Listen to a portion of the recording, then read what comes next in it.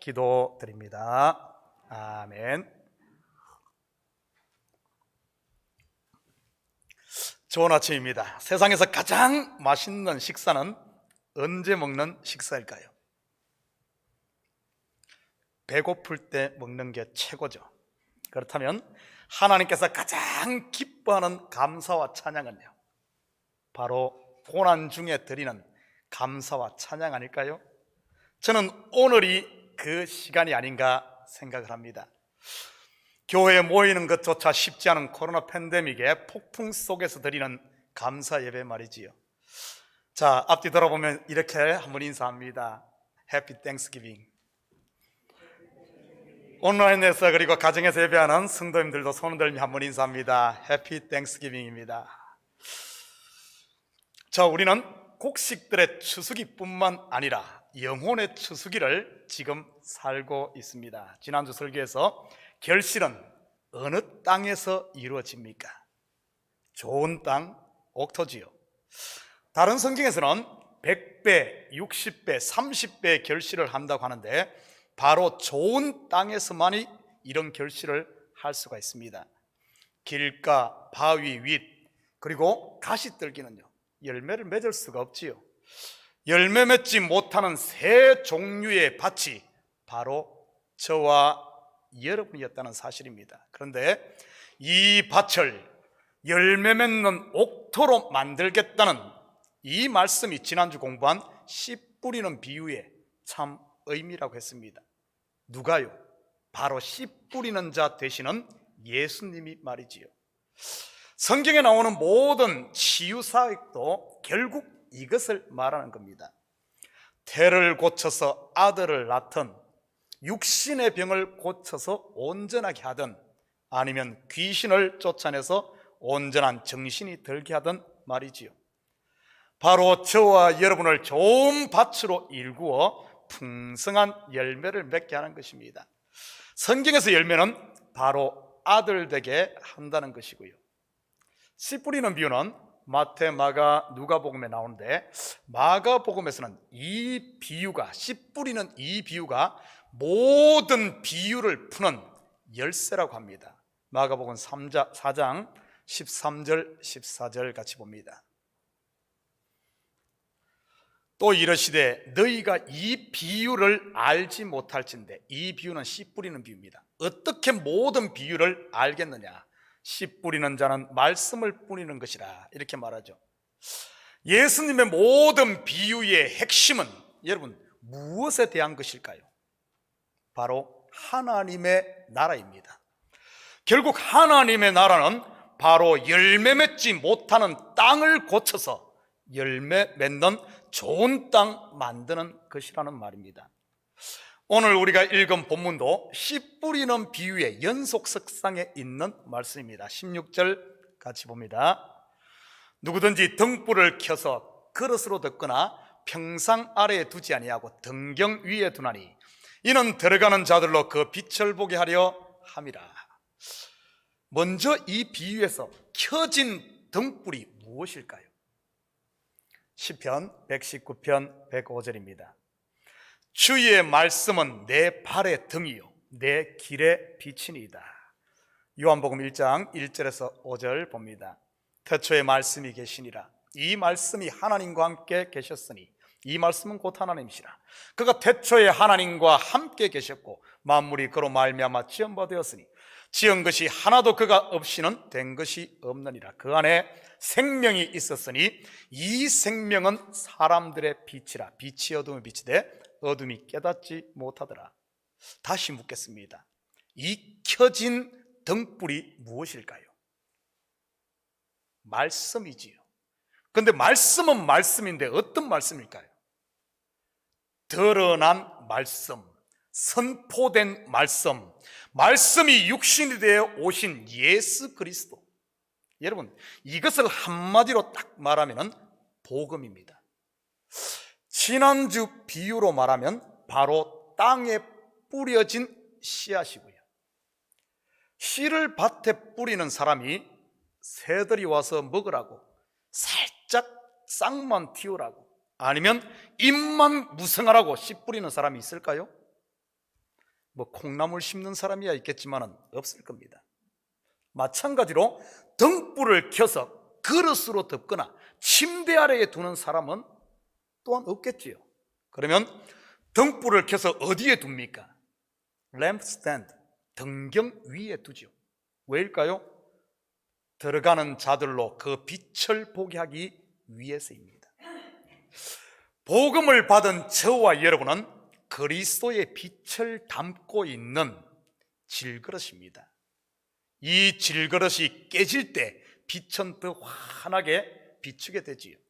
기드온의 300용사가 깨뜨린 질그릇 속에 이 횃불처럼 말입니다.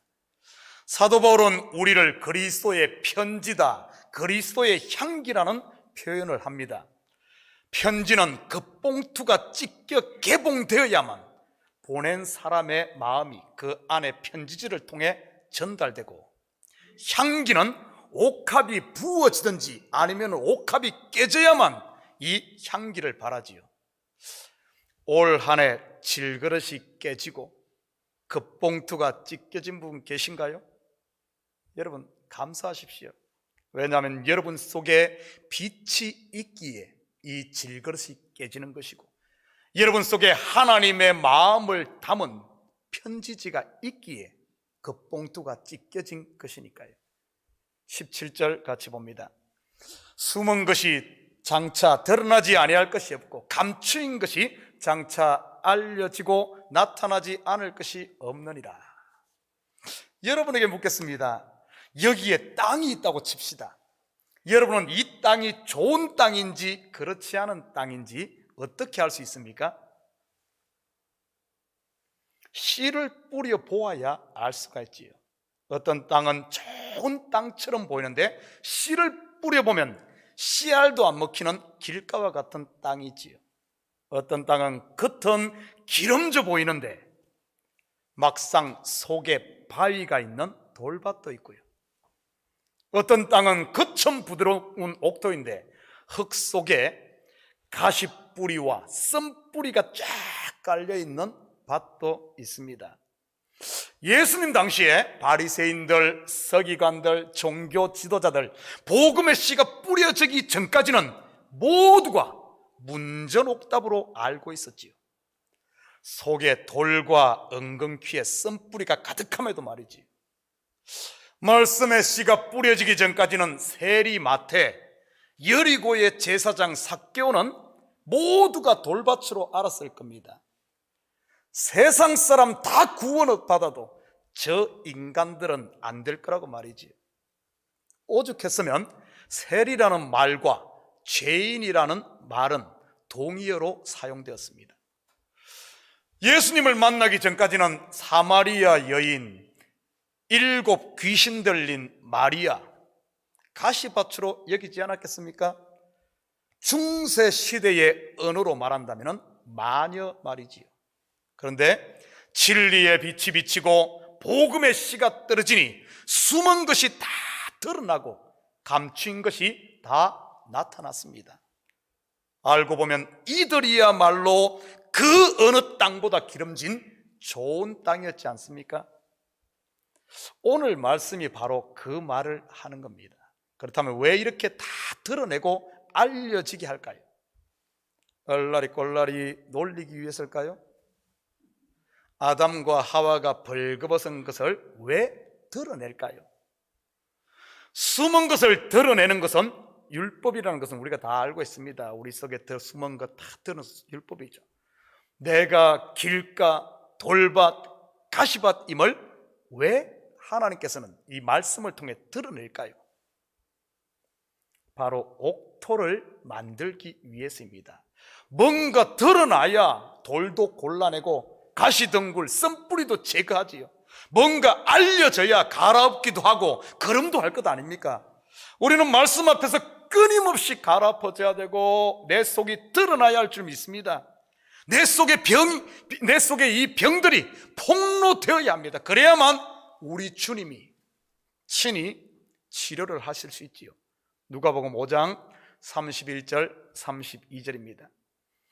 예수께서 대답하여 이르시되 건강한 자에게는 의사가 쓸데없고 병든 자에게라야 쓸데있나니 내가 의인을 부르러 온 것이 아니요 죄인을 불러 회개시키러 왔노라. 18절 우리 같이 봅니다. 그러므로 너희가 어떻게 들을까 스스로 삼가라. 누구든지 있는 자는 받겠고 없는 자는 그 있는 줄로 아는 것까지도 빼앗기리라 하시니라. 특별히 이 말씀은 현대를 살아가는 성도들이 더욱 귀담아 들어야 할 말씀입니다.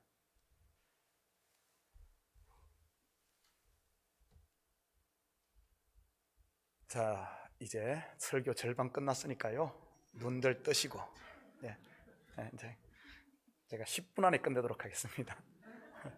자, 졸음이 오시는 분들은 한번 허벅지를 한번 꼬집으십시오. 한번 꼬집고 이해를 합니다. 바깥은 추운데 안에가 따뜻하니, 또 우리가 아버지 집에 왔는데, 친정에 왔는데 왜 마음이 편하지 않겠습니까? 저는 좋은 쪽으로 해석하려고 합니다. 교회 와서 조시는 분들은 참 아버지 집에 그렇지만은 우리 이 시간 요 말씀은 꼭 듣고 가야 되기 때문에 눈 크게 뜹니다. 왜냐하면 요즘은 설교의 홍수 속에 우리가 살고 있기 때문입니다. 하나님의 말씀을 어떻게 들을까 스스로 삼가라고 하나요? 한자에 다다익선이란 말이 있지요. 많은 것이 좋다는 뜻입니다. 우리도 모르는 사이에 이 말처럼 많은 것이 좋고 큰 것이 좋다는 인식이 우리 속에 은연중에 자리 잡고 있는 게 사실입니다. 그러다 보니 어떤 분들은 하루 종일 인터넷을 통해 설교를 듣고 계신 분들도 요즘에는 있을 겁니다. 손가락 한번 클릭으로 유명하다는 목사님들의 설교를 얼마든지 들을 수가 있지요. 많이 들으십시오. 그렇다고 많이 듣고 많이 아는 것이 최고요 선은 아니라는 사실입니다. 어떻게 들을까 스스로 삼가라.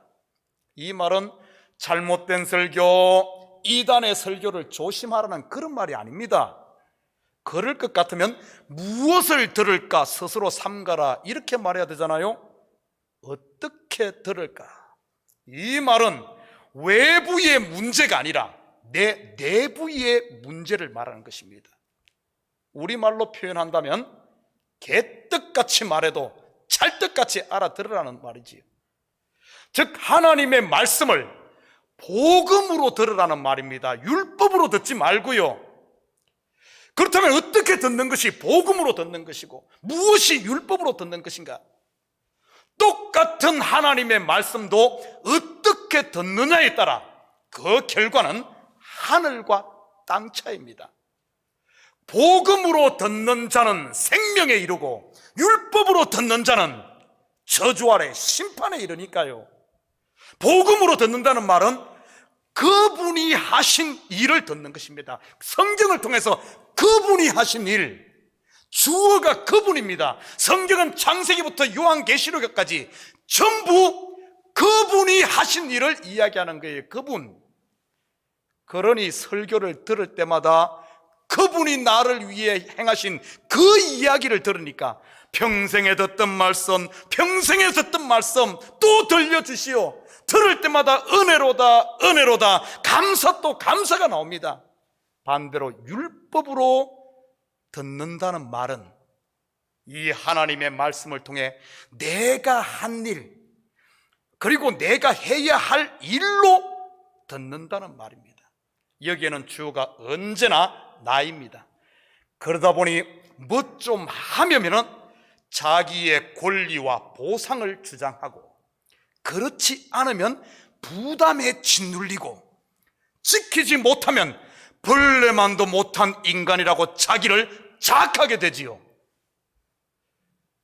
또한 복음으로 사는 사람은 나를 통해 일하시는 그분을 보게 되지만, 율법으로 사는 사람은 자기를 보는 것이지요.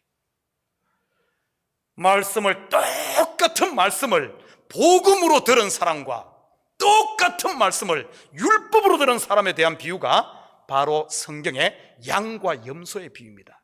시간 관계상 몇 구절만 같이 보십시다. 먼저는 복음으로 말씀을 들은 양들입니다. 마태복음 25장 34절 35절입니다. 그때 임금이 그 오른편에 있는 자들에게 이르시되 내 아버지께 복받을 자들이여 나와 창세로부터 너희를 위하여 예비된 나라를 상속받으라. 내가 줄일 때 너희가 먹을 것을 주었고 목마를 때 마시게 하였고 나그네 되었을 때 영접하였고.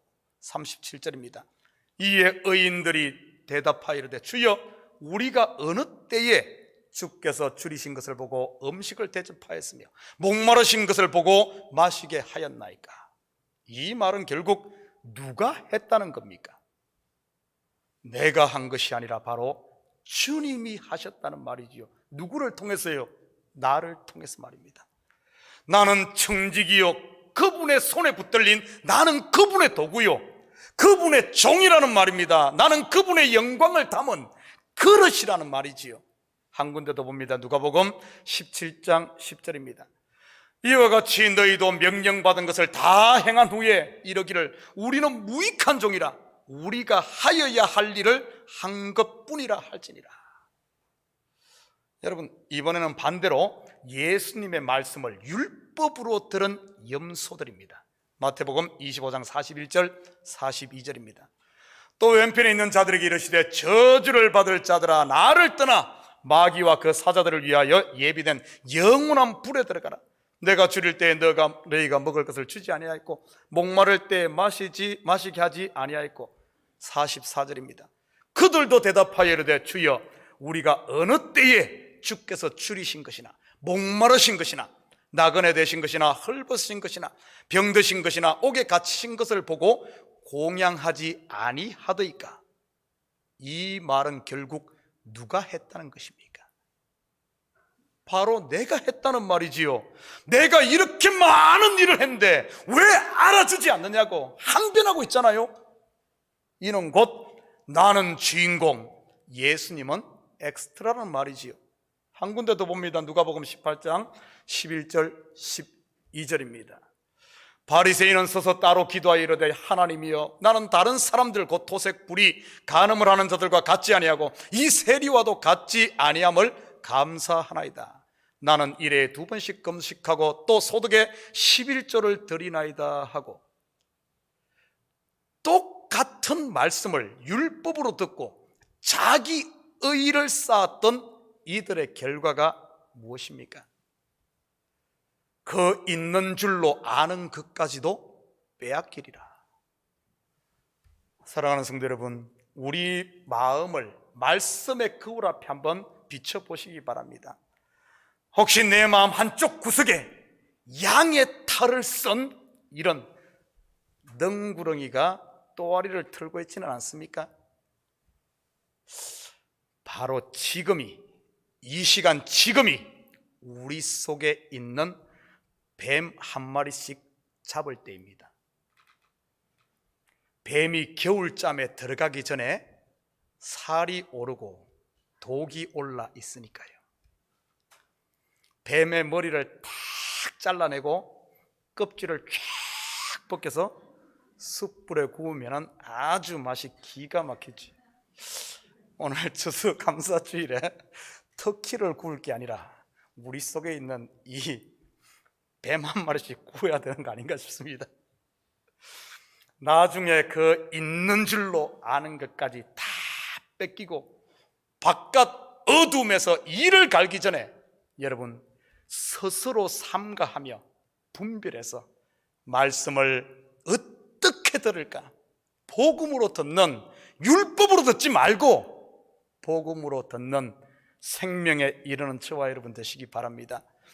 전도서 12장 1절 2절 같이 봅니다. 너는 청년의 때에 너의 창조주를 기억하라. 곧 공고한 날이 이르기 전에 나는 아무 낙이 없다고 할 해들이 가깝기 전에 해와 빛과 달과 별들이 어둡기 전에 비 뒤에 구름이 다시 일어나기 전에 그리하라. 여러분은 말씀을 들을수록 그분이 나를 위해 하신 일에 감사가 넘치고 있습니까? 아니면 말씀을 들을수록 남들의 허물로 인해 불평과 원망이 쌓여만 가고 있습니까? 21절 한 절만 더 봅니다. 예수께서 대답하여 이르시되 내 어머니와 내 동생들은 곧 하나님의 말씀을 듣고 행하는 이 사람들이라 하시니라. 내 어머니와 동생들은 가족을 말합니다. 하나님을 아버지로 모신 예수님의 가족이 누굴까요? 하나님의 말씀을 듣고 행하는 이 사람들, 예수님께서 이 사람들이라고 한 이 사람들은 누구일까요? 지난주에 우리 본 말씀인데 다시 한 번 더 봅니다. 누가복음 8장 1절에서 3절입니다. 그 후에 예수께서 각 성과 마을에 둘이 다니시며 하나님의 나라를 선포하시며 그 복음을 전하실세 12 제자가 함께 하였고 또한 악귀를 쫓아내신과 병 고침을 받은 어떤 여자들 곧 7 귀신 나간 자 막달라 마리아라는 마리아와 헤롯의 청지 구사야의 요한나와 수산나와 수산나, 우리 황수산나 권사님 여기 계시네요. 수산나와 다른 여러 여자가 함께하여 자기들의 소유로 그들을 섬기더라. 이 사람들, 말씀을 듣고 행하는 이 사람들이라고 하는데 이 사람들은 바로 12 제자들, 막달라 마리아, 요한나, 수산나입니다. 이들이 행한 일이 뭘까요? 말씀을 듣고 뭐 행했습니까? 섬기는 일이요? 물론 섬김도 행함입니다. 그런데 그 섬김보다 더 근원적인 행함이 뭔 줄 압니까? 우리 지난주 공부했죠? 바로 함께함입니다. 함께함, 예수님과 함께함, 예수님과 연합됨, 같이 동행함, 우리는 이것을 믿음이라고 하는 겁니다. 결국 믿음은 옛날로 돌아가려고 하는 자기를 끊임없이 부인하고 예수 그리스도와 함께하는 은혜 아래 머무는 것이 바로 믿음입니다. 그래서 야고보 사도는 믿음과 행함은 둘이 아니라 하나라고 한 겁니다. 여러분, 지금까지 행함에 대한 정의를 어떻게 이해하고 있습니까? 뭘 많이 해서 하나님 이거 받으십시오 하는 걸 행함으로 이해했습니까? 성경에서 행함은 그게 아닙니다. 성경에서 행함은 바로 그리스도와 함께 하는 것, 은혜 아래 머무는 것, 바로 그게 행함이라는 사실이죠. 그렇게 은혜 아래 머물러 있는 이 사람들, 바로 이 사람들이 그리스도의 가족, 하나님의 가족인 것이죠. 사랑하는 성도 여러분, 오늘 추수감사주일을 맞아 여러분의 마음의 곡식 창고에는 무엇이 채워져 있습니까?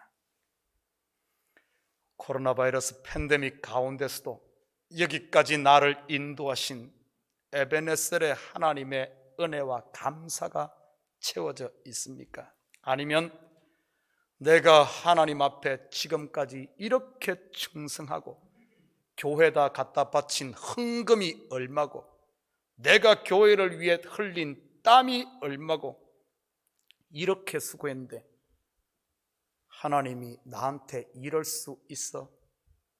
직장 잘리게 하고 20년, 30년 쌓았던 사업이 무너지게 하고 이럴 수 있어? 하는 원망과 불평이 채워져 있습니까? 혹시 후자가 조금이라도 남아있다면 오늘 추수감사주일을 맞아 이 시간이 바로 창고 정리를 위한 그라지 세일을 할 때인 줄 믿습니다. 그래서 우리 속에 묵은 것들은 싹 비우고 하나님께서 부으시는 그분의 사랑으로 다시 한 번 더 가득 채워져 우리 이제 다가올 겨울을 은혜와 감사와 찬양과 이 축제로 보내며 사는 우리 참교회 식구들 되기를 주님의 이름으로 축복합니다. 우리 같이 기도합니다. 사랑의 아버지 하나님, 참으로 감사드립니다. 참으로 어려운 가운데서도 아버지 하나님, 우리를 여기까지 인도하신 하나님의 그 사랑과 그 은혜와 그 복을 다시 한 번 더 되뇌이며 아버지 하나님, 폭풍 가운데 주님 앞에 찬양하며 예배하게 하시니 참으로 감사를 드립니다. 하나님, 혹시 우리 속에 사단이 뿌린 잘못된 가라지들이 있다면 이 시간 아버지 하나님 우리의 시야를 고정하고 말씀을 아버지 하나님 어떻게 들을까 삼가함으로 말씀을 들을 때마다 주님께서 나를 위해 행하신 그분의 놀라운 복음으로 들음으로 아버지 하나님 험난한 세상 가운데서도 우리 속에 평강이 채워지고 감사가 채워지고 1만 달란트 탕감받은 이 놀라운 은혜로 말미암아 우리가 지금 당하고 있는 100데나리온을 아버지 하나님 거기에 매이는 것이 아니라 넉넉히 용서하며 풀어내며 넘어갈 수 있는 저희들 되게 도와주시옵소서. 감사드리며 예수님의 이름으로 기도드립니다. 아멘. 자, 우리 다 같이 자리에서 일어납니다. 찬송 391장 우리 함께 찬송 드리신 후에